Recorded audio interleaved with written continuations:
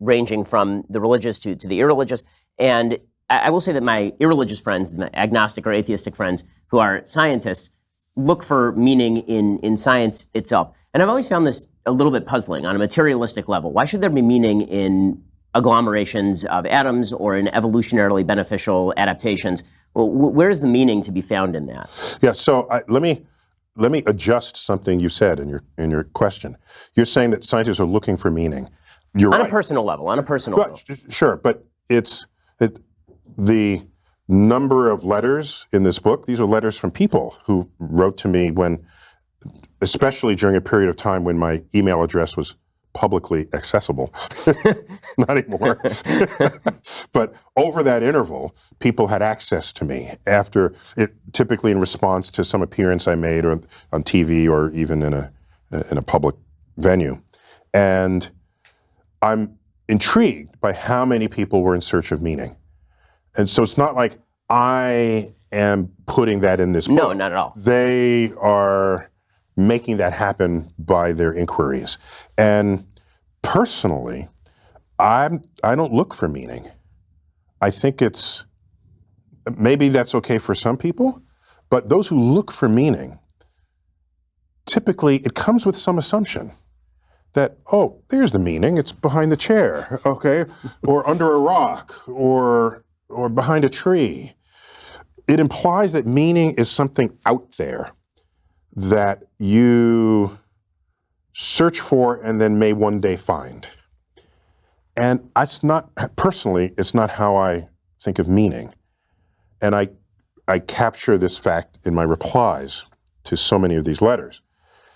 For me, meaning is something you create. You have the power to create meaning in your life and in the lives of others. Can you lessen the suffering of another person? That creates meaning. It creates purpose. It creates mission for who you are and what you might do in life. So for me, meaning can involve other people. Are you raising sort of moral children? Are you a good spouse? This all creates meaning. In addition, is what you might do for yourself. So for me, as an academic, I care that I learn something every day. If a day goes by and I don't learn something, that's a wasted day. I want to go back, recapture the day, and rummage through the books to find something. And ideally, you should get your mind blown at least once a week by just something, whoa, I never knew that. And so for me, that is where I get, that is how I establish and derive meaning in my life. So, I mean, maybe I should redefine the terms. Maybe meaning, I should be using the word purpose, which is a word I like to talk about a lot. They're related, I think. I totally agree. Yeah. I mean, in my book, I talk about, the relationship between meaning and purpose, and I suggest that people do have to have purpose in order to find meaning. I guess the question remains that when you look to finding a purpose, why should we be looking to the random assortment of guts or the evolutionarily beneficial firing of neurons for purpose? And how does that relate to questions like morality or the moral good? What's interesting about your set of questions there is that they're in at least half a dozen letters written to me. You are not alone in that sentiment. So I think it's not obvious in just a cursory review of science. You think to yourself, this is dispassionate, cold facts about the universe, the world, nature. That is not where I'm turning if I got to find meaning in life. However, consider that the atoms in your body were manufactured in the cores of stars billions of years ago. Stars that exploded. If they didn't, these atoms would be locked away forever. They exploded, scattering that enrichment across the galaxy. And out of that enrichment forms planets, life, people. And so when you look up in the night sky, if you feel small and lonely, the knowledge that you're connected in this way to the stars, that we are not just figuratively, we're literally stardust, can give you a sense of belonging in what might otherwise come across to you as a cold and heartless universe. It is a beautiful idea and a beautiful sentiment. I know Michael Shermer's written a lot about this sort of belief as well. In your book and in your other writings, you've talked about the application of science to questions of morality. And I guess the question that I have when I hear something like that is, that's a romantic way of putting the idea that we're meatballs in space. That basically we're romantic meatballs. Yeah, exactly. That we're Spinoza's stone that's sort of thrown, and then we have this bizarre awareness that we've been thrown, but there's nothing we can do about it. And by the way, you are the first ever talk show host to mention Spinoza. Oh, well, thank you, I guess. Famous Jewish philosopher. Right, exactly. And probably, pantheist, maybe the first open atheist. Yeah, exactly. But first atheist Jew. Exactly. It started publicly, a great long tradition of atheist Jews. Yeah, I mean, we can argue about how great it is, but Marx is in that tradition too. It didn't end great. But in any case, when we talk about that particular moral question or the purpose-driven question in your book, you talk about how you think a moral system can be derived from science. And you sort of assume that moral systems, the thriving of humans, the same way that Sam Harris or Michael Shermer talks about it, that is sort of a given, and that we all define thriving in the same way. And you're very critical, obviously, of Judeo-Christian religion particularly. Well, no, I wouldn't put it that way. I would say, if you're trying to fight me using Judeo-Christian religious texts, if you're trying to fight me about the nature of the physical universe, no, that's idiotic. Well, that's what I'm saying. No, that's idiotic. Right. But otherwise, I'm not going to. If Jesus is your savior, if Moses is your man, I'm not taking that away from you.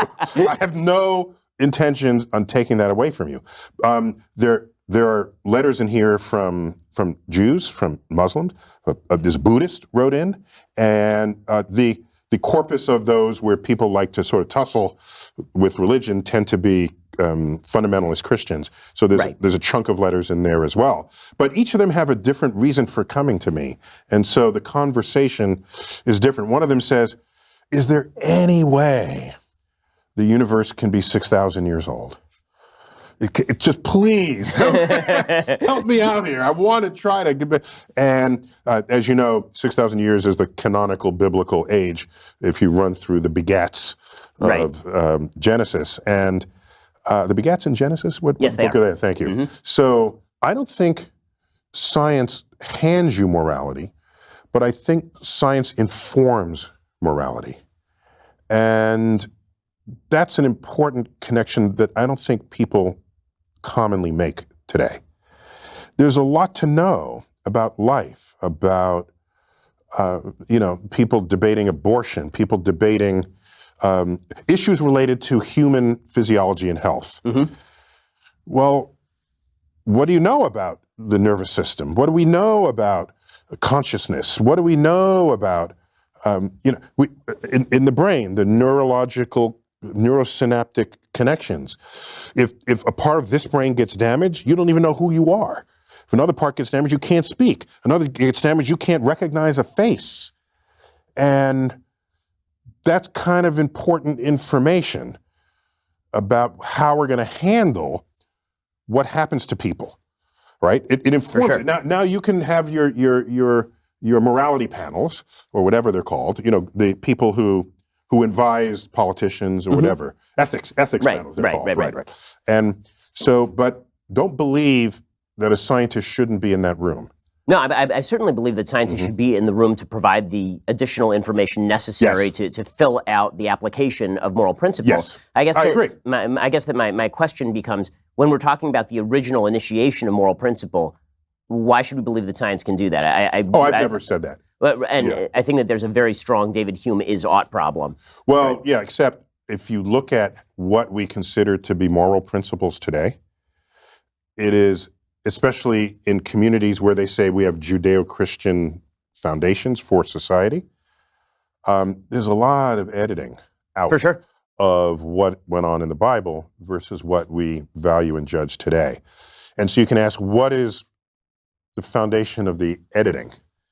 And this really is traceable to secular discussion about our understanding about civilization, about people, about how we treat each other, one another.